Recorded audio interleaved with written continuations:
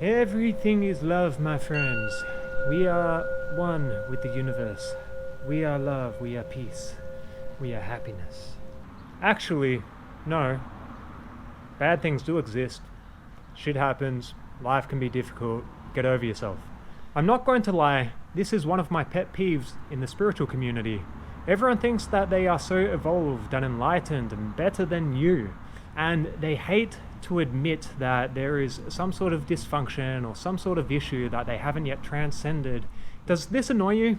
Because it definitely annoys me, and I'm not afraid to say that, because I am a human being who has dysfunctions. I am a human being who still has trauma, who still has things to work out, that no matter how hard I work, how much I do, how much I grow, there is always going to be an issue there, because part of this life experience is to have an issue.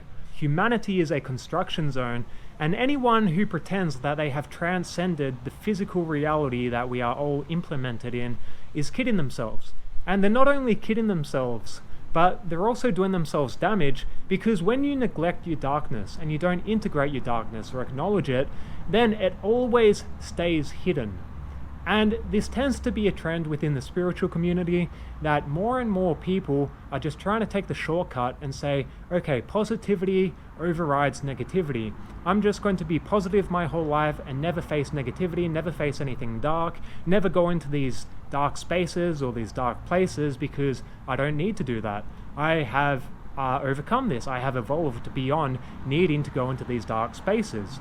But as a human being, we all go into these dark spaces, whether you want to or not. And when you start pushing all of your problems away and just hiding them so you don't need to look at them, you'll find that you become incredibly disintegrated. And you might see this in a lot of people who pretend that they are the top shit. You see them in spiritual communities, you see them in spiritual leaders, you see them in so many people out there who just want to take the shortcut, but they don't actually want to deal with their problems. They don't want to take off the carpet and see the rotten mess underneath it, so they pretend. It's easier to pretend than to actually go through the hard yards of change and transformation, where you go backwards, where you go sideways, where you go through all of these problems and issues and you feel like you're regressing at times. And it's a complex maze to navigate this life experience, because it truly is. But when you pretend that you are someone that you are not, when you have it all worked out, then you are actually stunting your own growth. And if you are truly committed to the path of growth, to the path of evolution, to the path of change, and you want to become a better person, not just on the surface level, but genuinely, then you need to face your shadows. You need to stop spiritual bypassing and actually look at these issues that you are currently dealing with. You need to look at the repeating themes in your life, and instead of pointing the finger at someone else or something else that is responsible for your issues, you need to take responsibility for it. Because if you don't take responsibility for your issues, then they are never going to change. No matter how many times you point the finger, no matter how many times you have these terrible breakups with narcissistic partners, but it's always them, it's never you. You are never the issue. And this is the issue, thinking that you are never the issue, thinking that everything is perfect in your life and the dysfunction is always around you, but it's never actually with you. And as long as you continue this trend for the rest of your life, you are going to stay trapped in this bubble that you are currently in. You are never going to be real with yourself. You are never going to face authenticity and know what it feels like to actually confront your darkness and your shadows and the shit that isn't good, that we don't want to experience, but is a necessary part to experience, because this is how we grow. I get it. Sometimes we don't want to admit that. Sometimes we don't want to say, oh, I still have problems with my dating life. I still have problems with my social life. I have this money block and I can't seem to make more than other people. It's easier to just pretend that you're doing well. But nothing's actually going to move if you are always pretending. And the main challenge here is the ego. Because many people who are spiritual bypassing or want to take the shortcut into transcendence and growth and enlightenment and all of these things, it's ironic really, because they tend to say that they have transcended their ego and that they come from a place of complete neutrality and that we are all the collective consciousness and like what other cheesy proverbs you want to use. But the truth is that admitting anything outside of their box is a major threat to the ego. Their ego actually has a major hold on them because they can't admit that there is a problem with them, that they don't have something worked out, that they are still going through challenges as every human being does. There is not a single human being on this planet who isn't undergoing challenges. And this is part of incarnating into this realm, incarnating into this universe, is that we have physical bodies, there is a framework, there are rules here that we need to abide by, and we need to take on dysfunctions. This is part of the growth curve. This is why souls come down to earth and go through these experiences where we do have terrible upbringings and trauma and all these different influences and things that are just, not ideal for us. But these are the rules of this universe. We come here to take on a dysfunction, to grow through it, to learn through it. And if you are just pretending that you are someone that you are not, if you are pretending that you have transcended all of your issues and that you are this beacon of positivity and light and that there is no darkness in you, then you are doing yourself a disservice, because there is darkness in every single one of us, even the best people. Believe me, even the best people, even the Buddha, even Jesus has darkness in them. Everyone has darkness in them. If you are a human being, you have some element of darkness in you. And what I see along my spiritual journey is that the people who confront their darkness and they confront their trauma and they see their life journey as a constant progress, a constant trial and error, a constant learning curve, these are the people who become more genuine, who become more authentic, and they are genuinely the happiest, healthiest people out there, because they know how to confront the darkness. They're not shoveling anything under the carpet so it can never be seen. That way it just manifests into other issues. Because that's the thing, if you leave something under the carpet and you don't address it, it's not clean. Your mind isn't clean. You still carry these energies and these traumas and these things with you, even if you aren't displaying it for everyone to see. But it doesn't mean that it's not doing damage underneath the surface, because it is. If you neglect a problem, with your physical body, you'll find that it starts to manifest. It starts to become worse and worse and worse. So think of it like people who go to war and they have a lot of PTSD from it.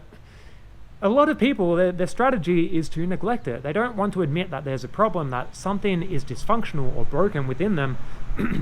So they end up neglecting this trauma and neglecting this pain and saying, no, I'm tough, I can do it, I can get over it. It's not a problem at all.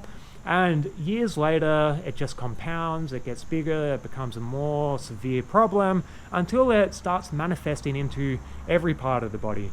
Because as I explained in other videos, we are all connected. So our physical body, mental body, emotional body, spiritual body, these are all interconnected parts of the same being.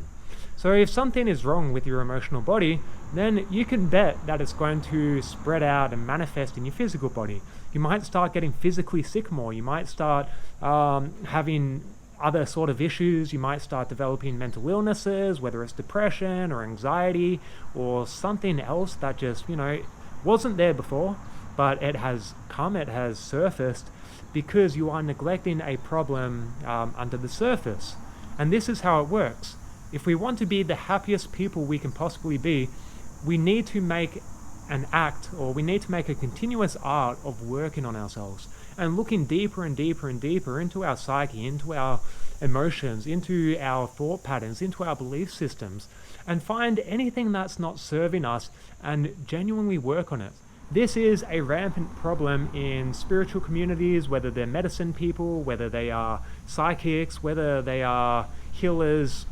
It doesn't matter what you're doing, but this tends to be a common trend amongst any spiritual community in the world, essentially, is that it's attracting this facade, that people start developing these facades because they come from a place of spiritual ego. They want to pretend that they are better or that they are more advanced, that they have it all worked out. Because let's face it, we all want to feel like we're doing something right. No one wants to feel like a loser. The same way that we don't want to feel like we're working a job that we hate, and we're not really doing well in life, we're not making much money, we're not succeeding in really anything that we do. We don't want to feel this way. It's a human need to feel accepted by the tribe, essentially. So this works in spiritual communities as well, but it's a bit of a contorted dynamic where people, instead of making money and things, it's more placed on, intrinsic values. It's more placed on the image. It's saying, okay, I want to look like I've transcended this. I might not be making money, but I don't need money. Money isn't for me. We don't need money to be happy. We're all love and light. If someone triggers you, you'll swallow your words and say, I wish you the best. I wish you happiness. I wish you love. But deep down, you're actually hurting, and it sucked what that person did to you. But you can't express it because you need to feel like you're the better human being. But that's the problem. If we feel like we should be something, then that is the problem. Because we shouldn't be something. We should be a human being. We should be integral to who we are. It doesn't matter. It doesn't matter who we should be or what image we're presenting or who other people think we are, because we need to get over this fear. We need to get over the fear that we worry about what someone else thinks I am, how I present myself to the community, what my position or my social status is within the hierarchy.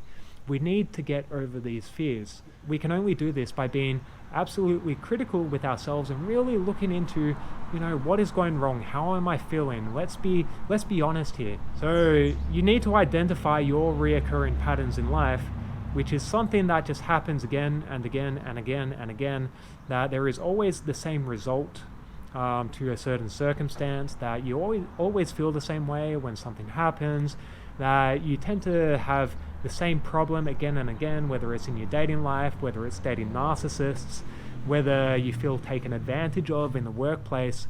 Because if you have a reoccurring problem, the problem is with you.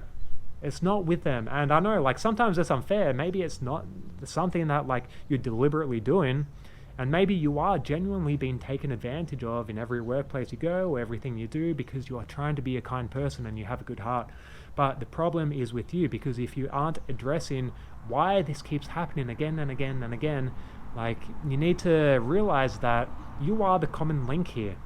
It's all pointing back to you, this problem. It's not with them, it's with you. So you need to figure out what's going on underneath the surface and really get into it. Ultimately, the more we grow, the more we are transparent with ourselves, and the more we don't spiritual bypass and we just be critically honest with who we are and what we're feeling, and actually try to work to resolve these problems, the happier we become in the long run. So I think I can speak for everyone when I say we want to be happy. Everyone just wants to be happy. So if you want to be happy, you need to think, you need to look critically at yourself, and you need to look at what is reoccurring in your life, and you need to drop the facade. And I'm not saying that you want to just focus only on the negativity of life, because that's not the way to go about this either. Of course, we don't want to only focus on the negativity. We need to embrace the light as well. We need to know when we are doing things well. We need to feel happy and confident and we are, actually succeeding at things sometimes.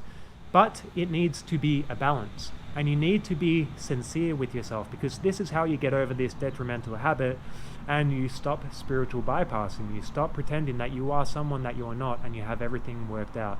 I think I've covered pretty much everything I had to say on this topic of spiritual bypassing. So thank you for watching this video. I hope you have learned something from this. If you like this sort of content about spiritual growth and the spiritual worlds and going into all these wacky places and, just genuinely bettering ourselves so we can be happier people, please please subscribe, please support me on my journey so I can also support you. I hope you have a wonderful day, my friend. Take care of yourself, and God bless.